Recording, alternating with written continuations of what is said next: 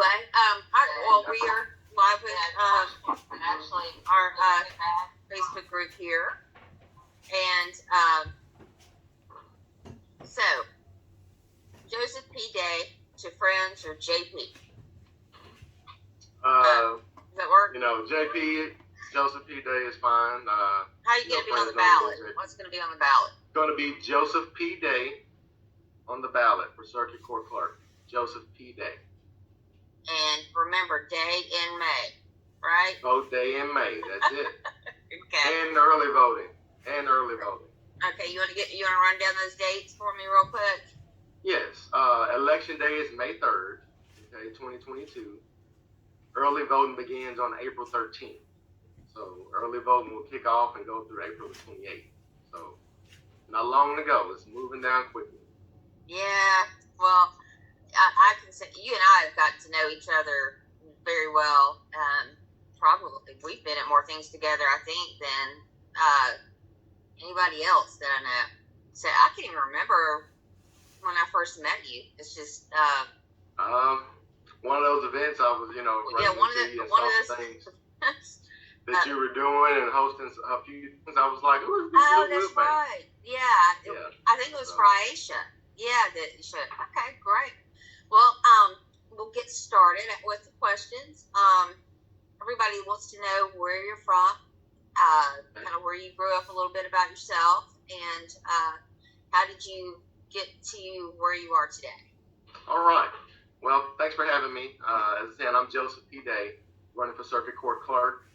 Currently, I'll say this before I tell you a little bit about myself. I'm currently the Chief Deputy of Public Relations and Employee Development for the Circuit Court Clerk's office.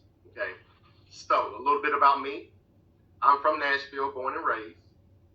I grew up in the Bordeaux area, attended Whites Creek High School. I don't know if there are any Cobras in the house today, but hello to the fellow Cobras and things like that. But I went on to attend Tennessee State University for my undergraduate degree. I went on to get my master's from Cumberland University in Public Service Management. And I also have a certified public administrator's designation from the University of Tennessee. So I currently reside in Goodlettsville with my wife of 19 years. We have two teenage boys. Yeah, she's great. I have a good one. So been married 19 years and two teenage boys that attend Metro Nashville Public Schools. I attend and serve at Richland Creek Church of Christ, which is in West Nashville. And I'm a member of Alpha Phi Theta Fraternity Incorporated. And also, I don't want to forget about my two pups. I have two golden doodles, Trip and Chase. So that's a little bit about me, where I'm from. Like I said, born and raised here. And as I'll get a little bit and tell you about my journey to the clerk's office, it was one of those things where you start at the bottom of an organization and work your way through. And it's like the next step for me, is to run for office. So hope that tells you a little bit about me. But my journey to the clerk's office started when I was a freshman in college at Tennessee State. I became a summer intern. I became a worker at the Traffic Violations Bureau. And at that time, this was 97 and things were taking off with Bing, Yahoo, and the search engines. And I thought I was walking in something that was going to be just the turn of technology. But I found out when I went to the Traffic Violations Bureau, we were helping citizens get their license back and sending out parking notices and things like that. So that's where I got my start. When I was there working, I worked there for 4 summers while I was in college. I just developed a passion for public service and helping others. Just seeing the people come down and struggling to get their license and kind of find creative ways and ideas for them to, get their driver's license back. So it's a lot of things that I've helped develop and work on over the years that have been ideas that come to fruition, and that's what I'm all about, getting back. So once I did that, I graduated in 2001 from Tennessee State University. I was offered a full-time job as a deputy clerk. So that started my journey in the clerk's office. Starting there, I had a 5-year plan. And, when you're young, you're like, well, I want to go here, I want to do this and do that. And that journey, took me to where I am today. Turned started as a 5-year plan. It's been 20 plus years that I've been in the clerk's office and serving the community. So once that began, it was a pivotal point because I started getting movement in the clerk's office. I served as training coordinator, eventually became business manager in 2008. And that was a pivotal point for me because I made the decision that this is where I'm going to stay in public service. Okay, so that's why I went back to get my master's in 2008. I went back, that started my journey for the master's. So I started at Cumberland University in public service management, and that was very worthwhile for me to do that. So that's my journey there, and eventually I became chief deputy in 2016. Now this chief deputy position is very instrumental because I have to be able to learn every position in the office over the years and finally put that to use. You know, as a chief deputy, it's a different view from being a deputy clerk to being a chief deputy to learn the inner workings of the circuit court clerk's office. And that's what I like to know about people. Tell people about the clerk's office. As you find out that you ask people about the circuit court clerk, and they're like, well, what does the clerk do? You know, what is the role of the clerk and things like that? And that's one of my goals, too, is to make the office more transparent to the public. Because I've been that guy. I got a ticket when I was 16, and I was kind of lost, you know, in the system. Like, what do I do? You know, I asked my mom, hey, let's call down here and figure out, you know, where do we go? How do we pay?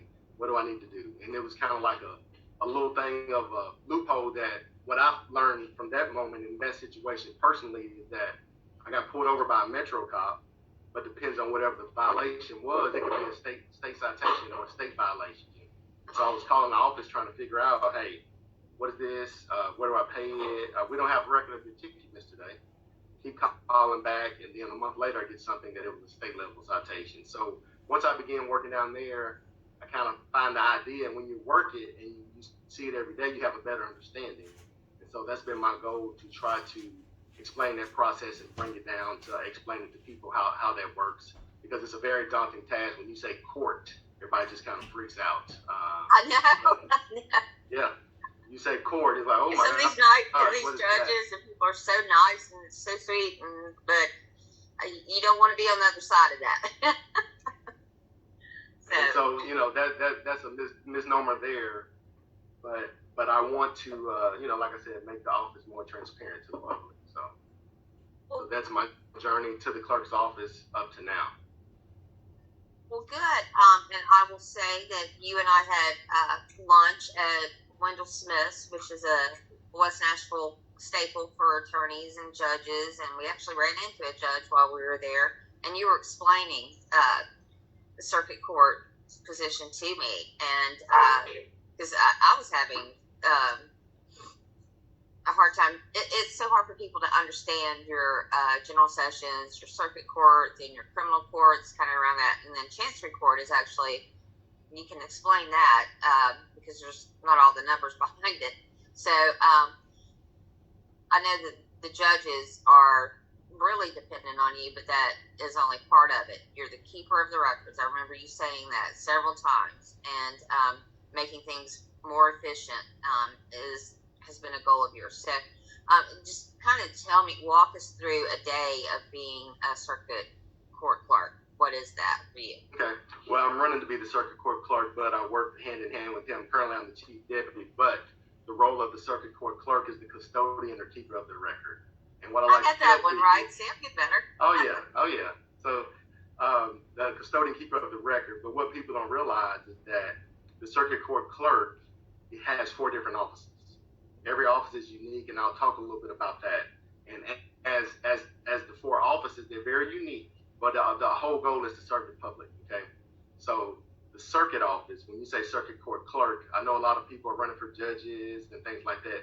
There are 19 different judges that the circuit court clerk serves and has the pleasure of working with. So I'm writing that down right now. Okay, yes. That is a huge responsibility. Yes, it's 11 general session judges, and all those will be on the ballot. I think you're doing a lot of interviews with those that are running, the general sessions judges, and we have 8 circuit judges, with one of them is being a probate as well. So that's 19 total judges. But in the office, so the circuit office deals with is the court of record, first off. So anything over $25,000. So divorces, different lawsuits, judicial committals, orders of protections, all those things are filed in the circuit court clerk's office. Then we have the probate office, okay?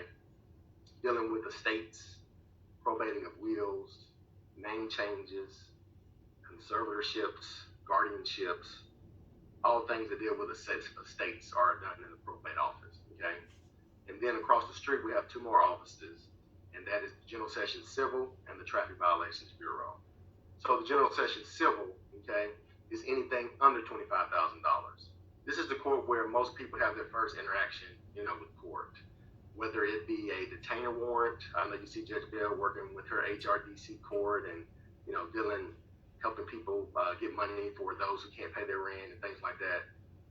Those detainer actions are filed in the General Sessions, orders of protection as well, and also mental health, emergency committals. Those are filed in the General Sessions and held under the purview of the clerk's office. All these different things, civil warrants, if you have a past due bill, all those types of things are filed in the clerk's office. And then we have the Traffic Violations Bureau, okay? Traffic tickets, parking tickets, environmental citations, misdemeanor citations, all those things are under the purview of the clerk. And out of these four offices, there are about 100 employees, okay? As I said, each office is different, but they're unique in what they do, and our main goal is to provide that service to the public. So those things, in addition to, providing deputy clerks for the courtrooms and the judges, making the dockets, you file things. And so that's the whole goal of making that more transparent and learning about the processes of what we do as a clerk.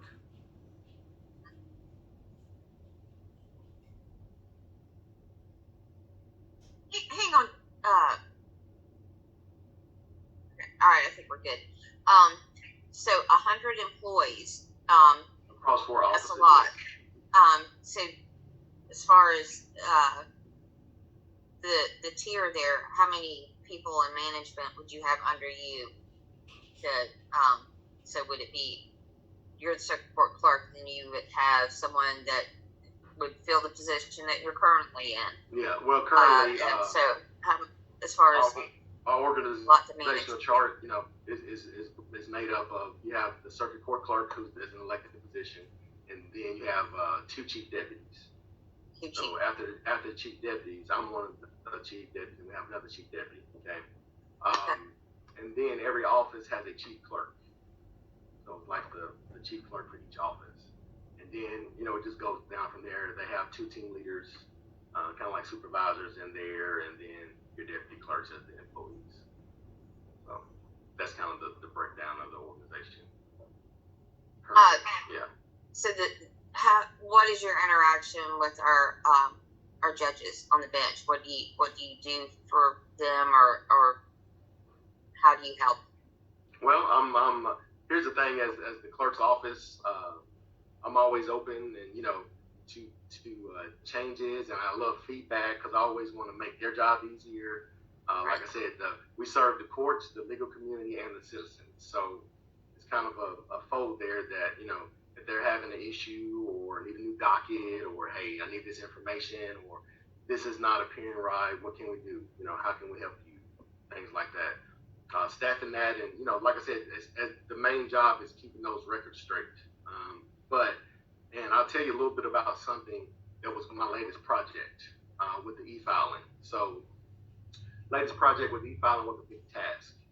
I'm always about innovation and making the office more efficient and utilizing that technology. But as people, we don't like change. Okay, the e-filing was a great change to bring in some of these convenient things. As you think about our phones, and we're using technology to request rides for Uber and Lyft, and look at documents. So how does that apply to the court system? How can we improve that? And this e-filing project is very good, because what started out as a project that we were pursuing years ago of pushing the envelope eventually ended up being a PIP project with Metro to where we work with the criminal court clerk's office, we work with the juvenile court clerk's office, to kind of have one system to where if instead of having a system for circuit and general sessions, a system for criminal, a system for juvenile, every office is unique, but what we have developed is a system that is a portal that you can sign on with one account. But if you practice in general sessions or you practice in juvenile, you can request access to that court, but you don't have to make 3 different profiles to go practice. And so that was a big campaign that we did to bring all that together. And, I think that's a benefit to the city as well. And also, we purchased the system through Metro and did it together to where there's no fee, to use the system. The only thing you would pay for would be credit card fees and things like that. And then also that innovative idea made us think, what is the pain point of that? As you pay a convenience fee to everywhere you go to use a card or whatnot, they'll charge you 2%, 3% or something like that. So we worked to try to get those lowered, and we came up with an escrow account to where if you practice all the time, we'll set up an escrow account to kind of not be able to charge you those fees, and you can put money on there and pay for your filing and things like that. So that was a big benefit as well. But that e-filing project was very huge as far as changing the way how you file things. So it's been good. We've done a lot of trainings, and as people, we don't like change. So I was thinking of ideas as well of how can we make this more readily available or easier for the end users, because that's the whole thing. And so what we did was come up with, let's do some live trainings. This is before COVID hit. We're having some live trainings there. And then think about it, when you buy a new product or a phone or something, you get this big book, this thick with instructions and how do you do this, how do you do that. Well, most people are not going to sit down and figure out how to do this. So what do we do a lot of now is watch videos, right? So you can watch a how-to video. So what we did was have a grand idea of thinking, let's record a video of how to file a new case. How do we request a court date? How do we do all these things and put it in video form? That way, you can watch the video, you can pause it, you can replay it, you can go back, but also provide that documentation, because some people still like, hard paper and want to read, but that's another way, to do that. And we have those videos hosted on our website and a YouTube channel. That's there for users to learn about the system. So make a long story short, I know I'm going on, but we went live in circuit and probate in 2019. We launched e-filing, okay? That was great. We were working at the same time on general sessions. General sessions is a little different court, and I think I go online to say this, but we're the first court in Tennessee for general sessions to have e-filing, working with our vendor. Wow. It's a different animal, and so we focused and got feedback to say, well, how can we make this better? If you're an attorney filing this, if you're a citizen filing this, we want to provide these things. And, we made some new forms to generate subpoenas and things like that wasn't available, on other things. You can come in and put in your information and the system will generate that for you. So that's some of the things that, I was able to bring those ideas. And as I tell you, starting as a summer worker and an intern, as a deputy clerk, I've been the employee with great ideas that don't make it off the ground floor that you think won't make it to upper management. I'm currently in the position now that I've been that employee, and now that I've been chief deputy over the last 5 years, I have the opportunity to understand how that is, and I'm always open, I'm always listening, asking for feedback from not just the public, but our employees, they're our frontline workers. That's important. Yeah, and I get out there and work, and that's the whole thing. You go through and learn these roles and these offices and what you do, and that's what I'm running my campaign on. Think about it. What would you want, Lou, out of your circuit court clerk? The person that's there in the office to serve you. What qualities? What would you want out of your circuit court clerk? I think for any kind of process or interaction to be as simple as possible, or to be organized, and hearing you talk about it, you can go wrong a lot of different times during the day. So I would want someone who the judges respect, and someone who has been there a long time, and based on what you said, someone who has ideas and is constantly asking for feedback and trying to make things more efficient. So hopefully that answers that. But real quick, we got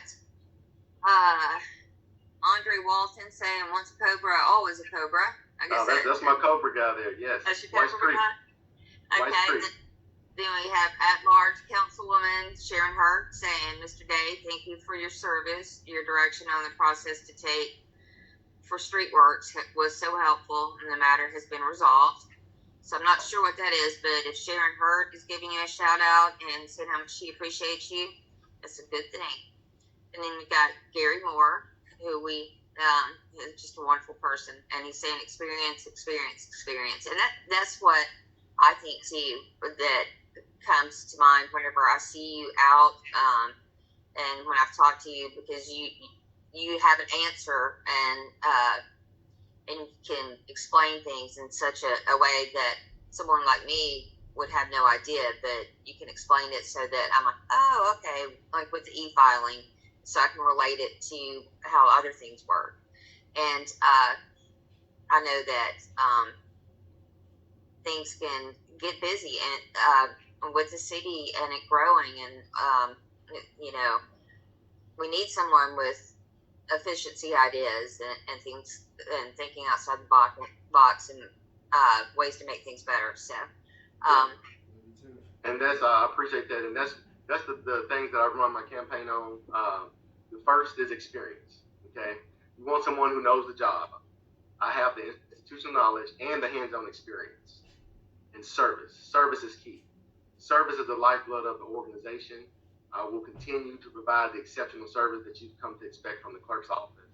Integrity is key as well. You must be honest, trustworthy, and reliable. Okay, and on time. Yeah, reliable. Right. And innovation. I will continue to utilize technology to further the efficiency of the office. And that's one of the things that that stands out for me. And I do say it's a new day, because this is my first time running. I've kind of been behind the scenes, but as I said, the last 5 years, some of these things, the ideas that I've had, I've been able to bring those to the table and see some of them implemented. So there's still more work to do, and that's why I'm running. And I tell people, this is not something that I just decided that, I could do that job. I'll run for that job, okay?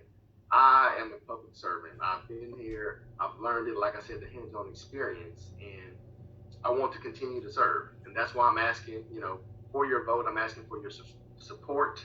And it is a new day. My boss has been the clerk, for about 30 years, and his father had it before then.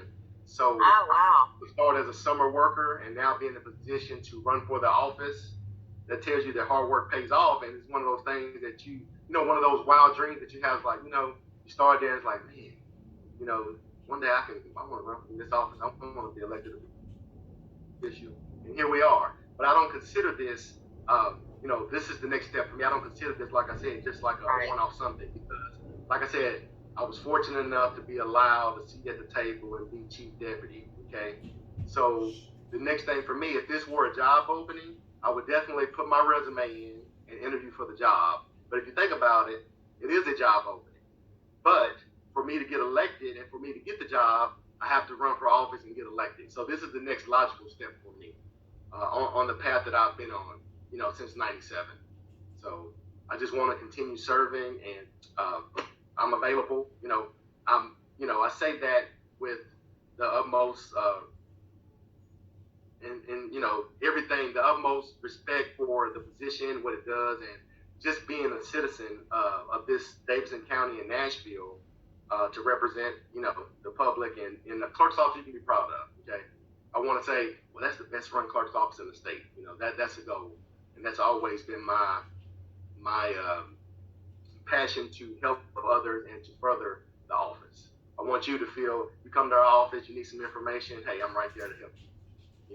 Hey, I've seen people in the house like, ooh, what do I do here? What do I do now? Because a lot of things that we do in the clerk's office, people come to us, they're not happy.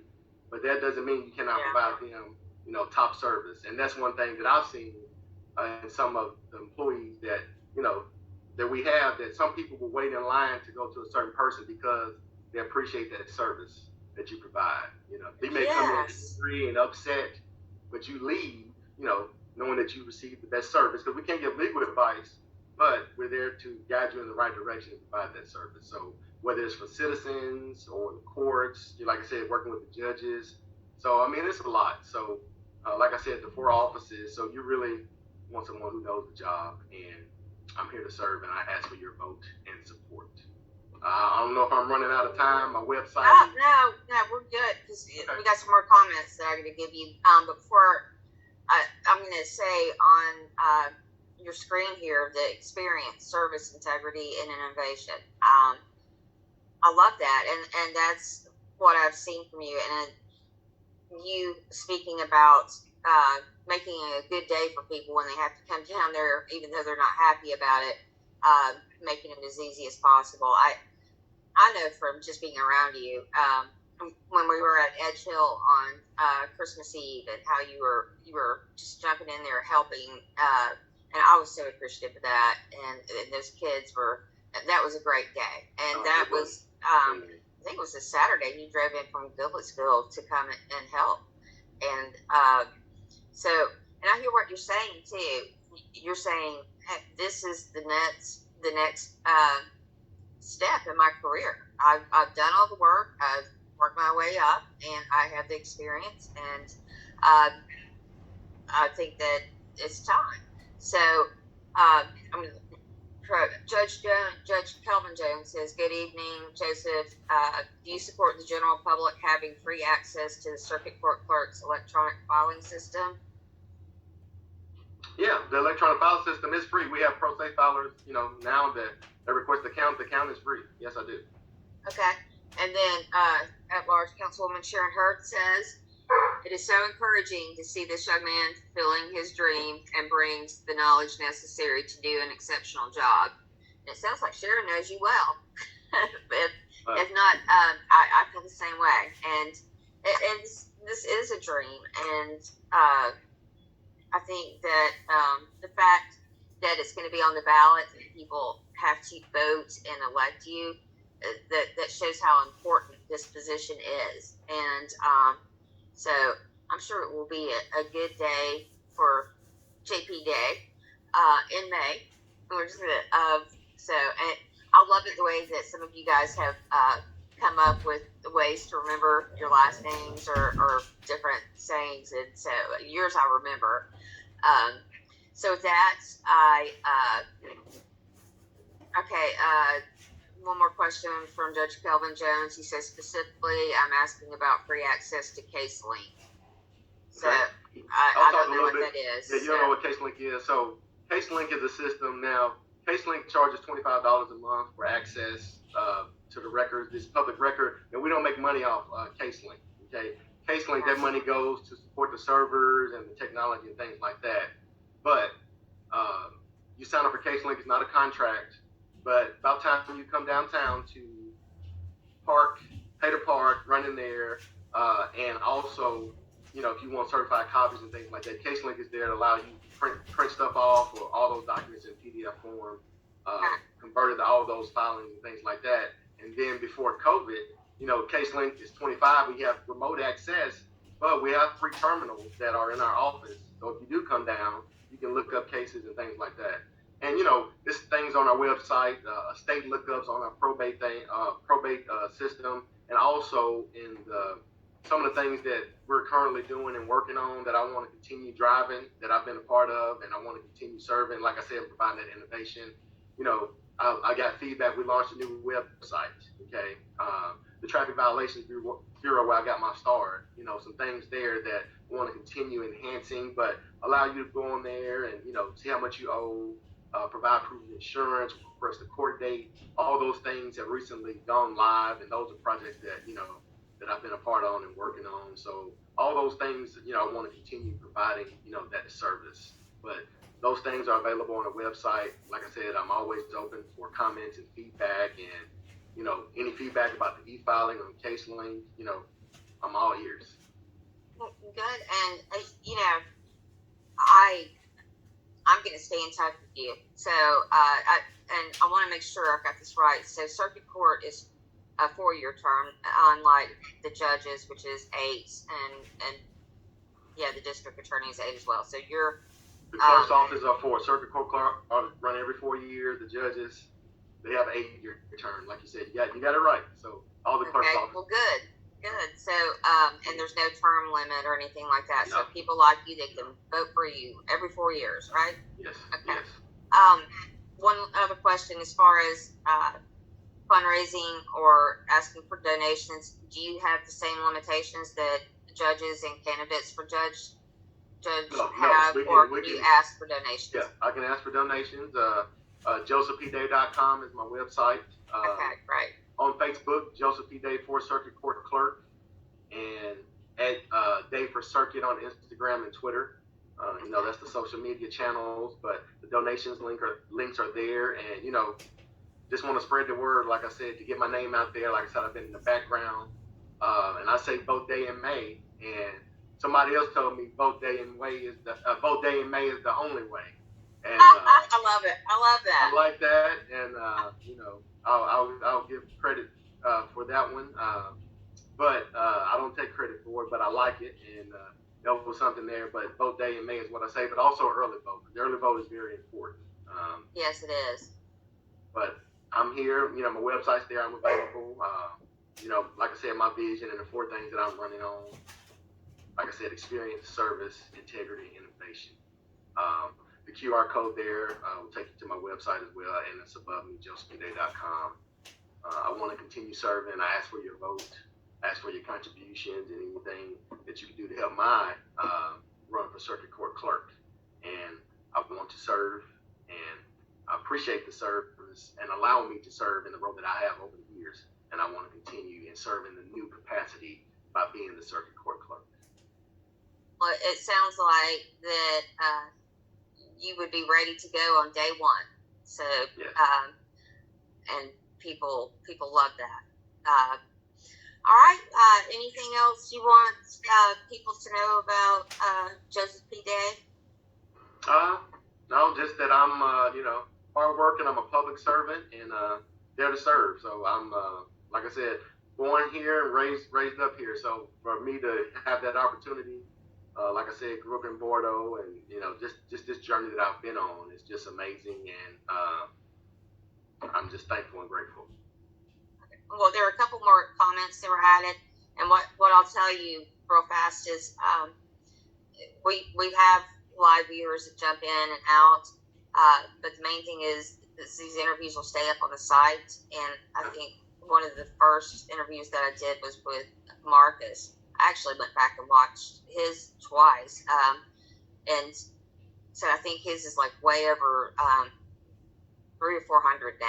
So people will come back and watch this. So don't get discouraged if you only see like 10 people watching right now. They will definitely come back and watch it. And I'm going to wrap back around in April to people in contested races. And so we'll definitely be talking to you again via this group, and also I'll see you out before too long. So, and I want to thank the members of this group, and I want to thank you, Lou, for putting on this. And it's very important to inform the voters of who you're voting for. I mean, it's going to be a big ballot, and as you go down there, I say remember vote Day in May. That's stuck in my head. So that was a good one. And it's the only way. That's the only way. That's wonderful. All right, well, tell your wonderful wife hello for me. We've gotten to know each other pretty well, too. So tell me see hi.